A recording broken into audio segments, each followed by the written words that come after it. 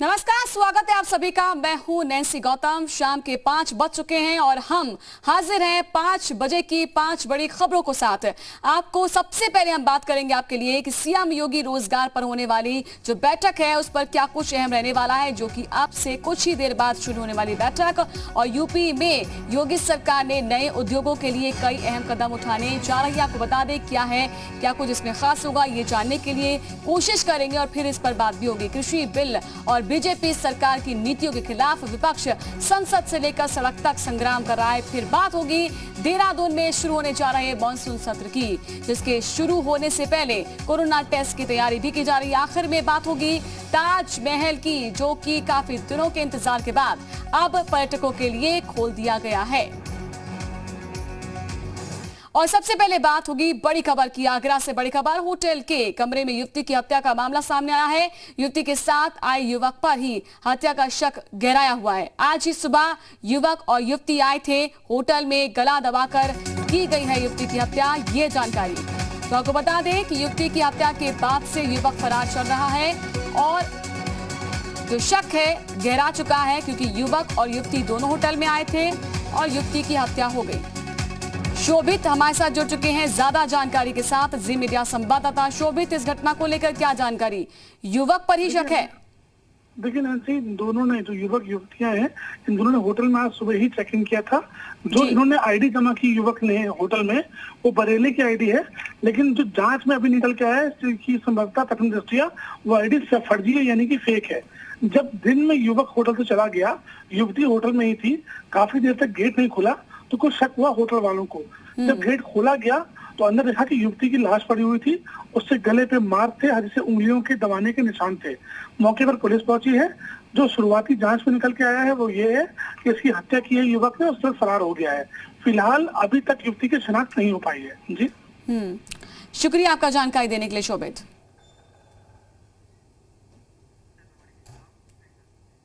आगे बढ़ेंगे। यूपी में बेरोजगारों के अब अच्छे दिन आने वाले हैं। सीएम योगी ने अगले 6 महीनों के प्रदेश के 5 लाख से ज्यादा बेरोजगारों को सरकारी नौकरी देने की कवायद शुरू कर दी।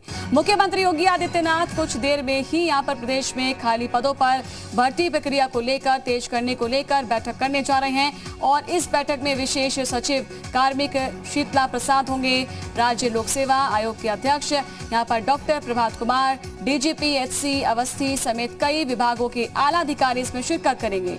प्रदेश में राज्य कर्मचारियों के 12.64 लाख से अधिक पदों में करीब 3.25 लाख पद खाली हैं।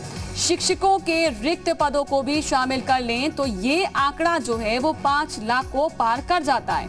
सीएम योगी ने सभी विभागों से 1 हफ्ते के अंदर खाली पदों को लेकर ब्यौरा मांगा है। तो साफ जाहिर सी बात है, इन पदों को भरने के लिए अब कोशिशें की जा रही हैं और इससे बेरोजगारों को रोजगार मिलना तय है।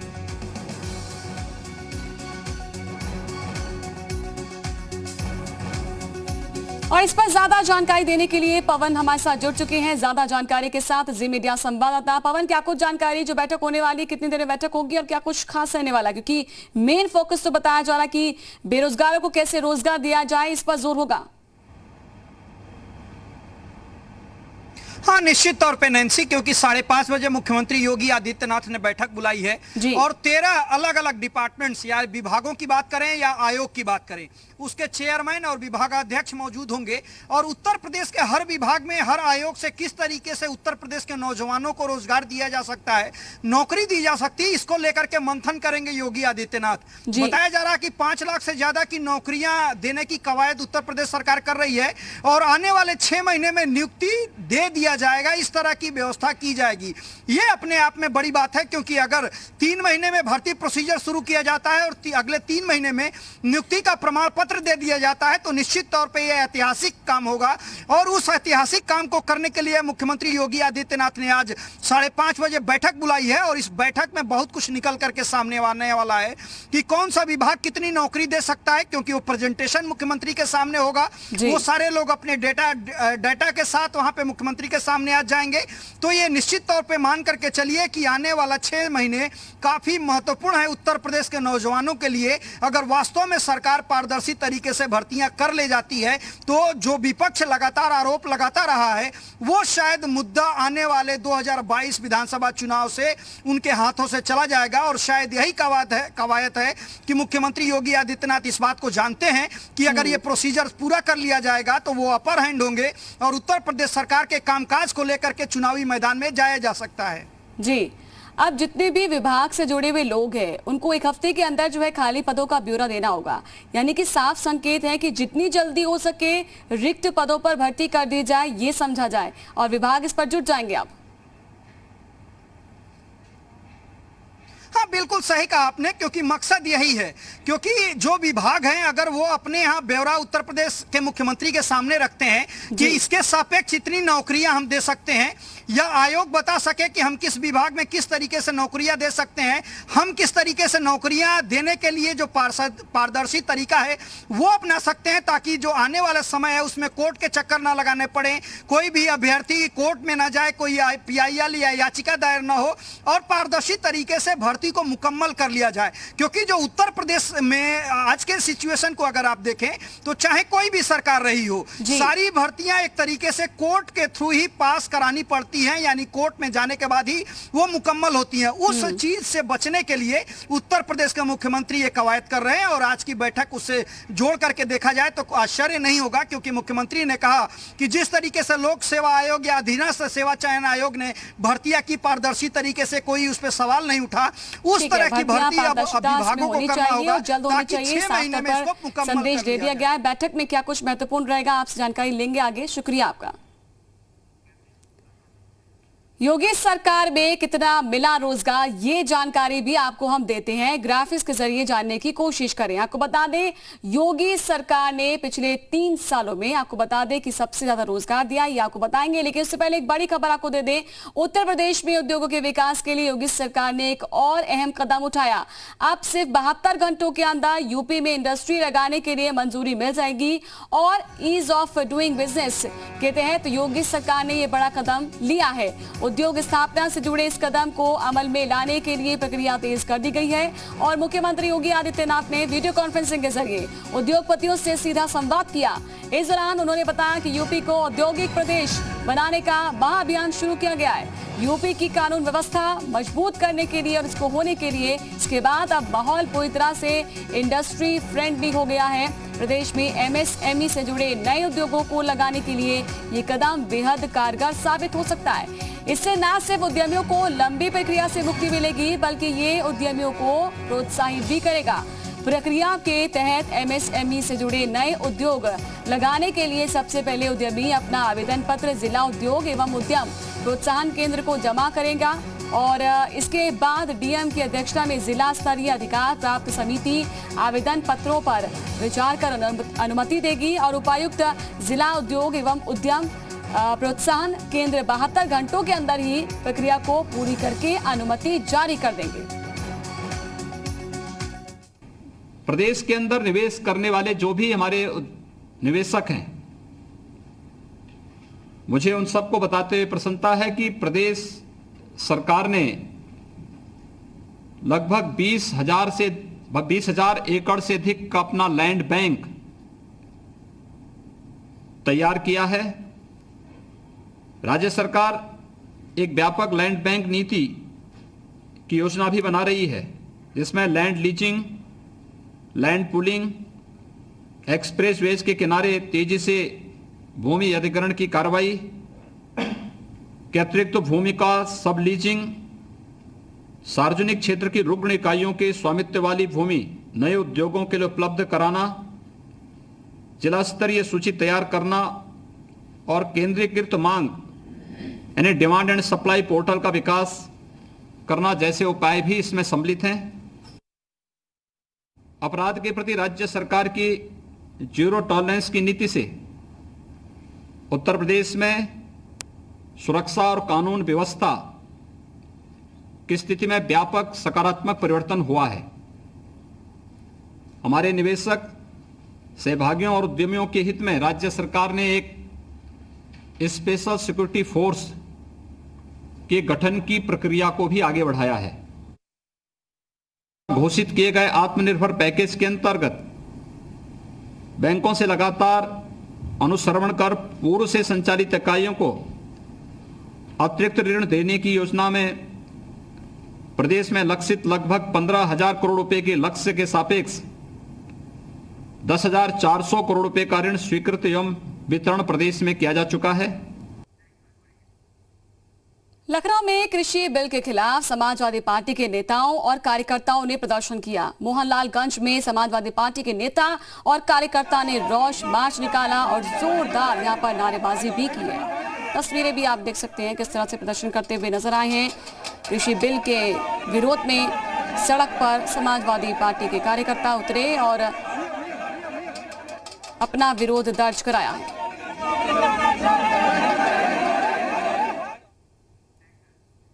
कृषि बिल के विरोध में समाजवादी पार्टी ने पूरे यूपी में अलग अलग जिलों में प्रदर्शन किया और आपको दिखाते हैं एक साथ 6 जगहों की तस्वीरें, 6 शहरों की तस्वीरें आप देखिए। प्रयागराज, यहां पर बलरामपुर, साथ ही सुल्तानपुर, चित्रकूट, रामपुर, फतेहपुर, जहां पर समाजवादी पार्टी के कार्यकर्ताओं ने और नेताओं ने कृषि बिल के विरोध में प्रदर्शन किया है। उन्नाव, बिजनौर, झांसी की तस्वीर आप देख रहे हैं, सिद्धार्थनगर की तस्वीर आप देख रहे हैं, अमेठी और फतेहपुर की भी तस्वीर है।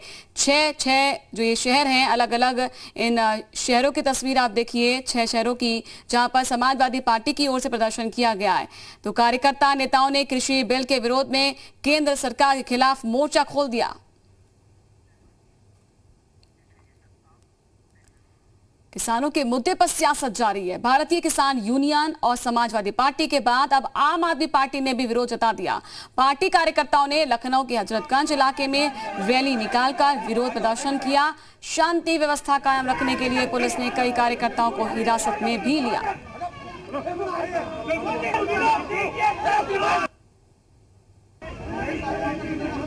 तो किसानों के मुद्दे को लेकर किस तरह से सियासत जारी है, ये आप देख सकते हैं। अलग अलग जगहों पर एक तरफ समाजवादी पार्टी की ओर से विरोध दर्ज कराया गया, तो आम आदमी पार्टी की ओर से भी विरोध किया गया है कृषि बिल के खिलाफ। तो कृषि बिल के विरोध में आम आदमी पार्टी ने भी प्रदर्शन किया। आम आदमी पार्टी के कार्यकर्ता सड़क पर उतरे। शांति व्यवस्था को कायम रखने के लिए पुलिस ने कई कार्यकर्ताओं को हिरासत में भी लिया। तो हजरतगंज इलाके में रैली निकालकर विरोध प्रदर्शन किया है आम आदमी पार्टी की ओर से। आम आदमी पार्टी कार्यकर्ताओं ने लखनऊ के हजरतगंज इलाके में रैली निकाली। काफी यहां पर शोर शराबा देखने को मिला। और इस पर ज्यादा जानकारी देने के लिए मयंक हमारे साथ जुड़ चुके हैं, जी मीडिया संवाददाता। मयंक, क्या कुछ जानकारी, क्योंकि आज हमने तस्वीरें जो देखी थी उसके अनुसार साफ जाहिर था, बात आम आदमी पार्टी की हो, बात समाजवादी पार्टी की हो, दोनों की ओर से ही प्रदर्शन किया गया और मुद्दा था कृषि बिल।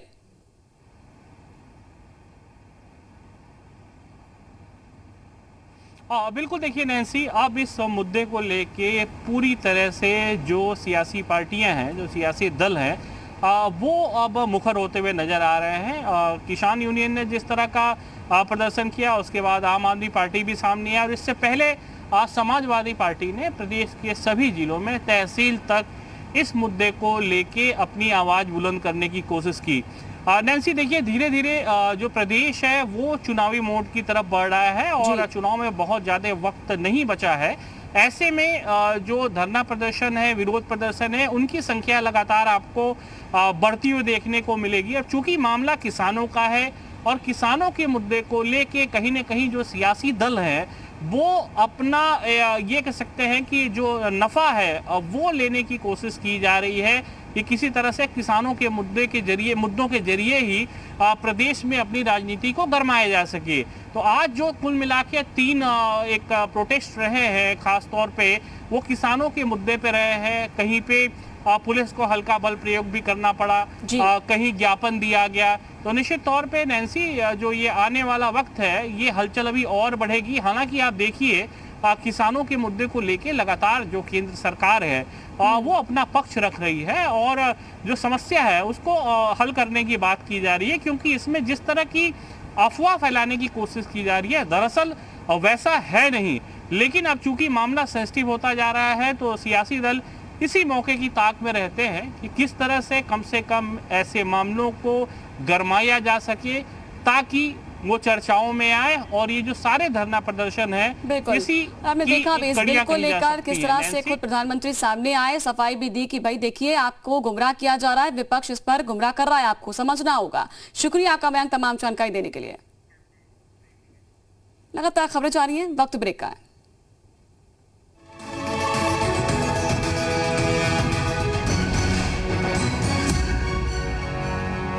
ब्रेक के बाद स्वागत है आपका। अब बात उत्तराखंड विधानसभा के मॉनसून सत्र की करेंगे। उत्तराखंड विधानसभा का मॉनसून सत्र 23 सितंबर से शुरू होगा, जिसको लेकर विधानसभा में तैयारियां भी तेज हो गई। सुरक्षा के मद्देनजर विधानसभा के बाहर बैरिकेडिंग लगाई जा रही है। विधानसभा में आने वाले सभी अधिकारियों कर्मचारियों की थर्मल स्क्रीनिंग भी की जा रही है।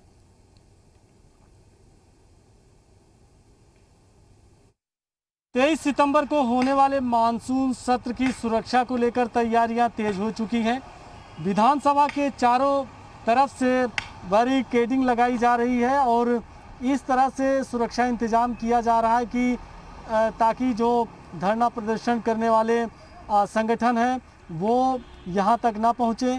और कई संगठनों ने भी विधानसभा कूच करने का ऐलान किया है। आने जाने वाले लोगों को भी कोई परेशानी ना हो, उसके मद्देनज़र भी पूरा इंतज़ाम किया जा रहा है। कोविड-19 की वजह से सुरक्षा के व्यापक इंतज़ाम किए जा रहे हैं। साथ ही जो विधानसभा पहुंचेंगे उनकी थर्मल स्क्रीनिंग भी होगी। लेकिन विधानसभा के बाहर सुरक्षा के जो सभी मानक हैं, जो प्रोटोकॉल के मुताबिक रूल बनाए गए हैं, उसका पालन किया जाएगा। उसकी तैयारियाँ तेज हो गई हैं। कैमरा पर्सन अमरेश भट्ट के साथ मैं रामानुज, जी मीडिया, देहरादून। 188 दिनों के इंतजार के बाद आज से ताजमहल आम पर्यटकों के लिए आज खोल दिया गया। ताजमहल देखने वाले और इसमें पहुंचने के लिए लोगों के लिए चेहरे पर खुशी नजर आई और आज सबसे पहले चीन के पर्यटक ने ताजमहल का दीदार किया। वहीं पर ताजमहल देखने और आने वाले पर्यटक कोविड-19 को लेकर भी जारी गाइडलाइंस का पूरी तरह से पालन कर रहे हैं। पर्यटक मास्क और सोशल डिस्टेंसिंग के नियमों का पालन करते हुए नजर आए। ताजमहल में एक दिन में अधिकतम 5000 लोगों को ही एंट्री दी जा रही है। कोरोना महामारी के चलते 17 मार्च को संस्कृति मंत्रालय की ओर से ताजमहल समेत सभी स्मारकों को बंद कर दिया गया था। और फिलहाल इसी के साथ बुलेटिन में इतना ही।